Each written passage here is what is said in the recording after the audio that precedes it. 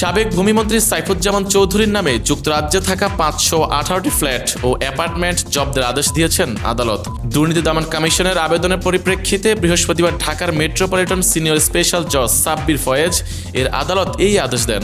সাবেক ভূমিমন্ত্রী সাইফুজ্জামানের সম্পদের মোট মূল্য 27,18,52,872 পাউন্ড। দুদকের উপপরিচালক মোহাম্মদ মশিউর রহমানের করা আবেদনে বলা হয়, সাইফুজ্জামান তার সহযোগী ব্যক্তি প্রতিষ্ঠানের বিরুদ্ধে অর্থ পাচারের অভিযোগ অনুসন্ধানে দুদক, সিআইডি ও এনবিআর এর সমন্বয়ে টাস্ক ফোর্স গঠন করা হয়েছে। এর অংশ হিসেবে গত বছরের 21 সেপ্টেম্বর চট্টগ্রামের কর্ণফুলী উপজেলার একটি বাসায় অভিযানে 23 বস্তা আলামত উদ্ধার হয়। উদ্ধারকৃত নথিপত্র বিস্তারিতভাবে পর্যালোচনা করে সাইফুজ্জামান ও তার সংশ্লিষ্ট ব্যক্তি প্রতিষ্ঠানের বিভিন্ন দেশে অর্জিত স্থাবর অস্থাবর সম্পত্তি তৃতীয় পক্ষের কাছে হস্তান্তরের চেষ্টা করছেন। সেজন্য এই সম্পত্তি অবিলম্বে জব্দ করা দরকার।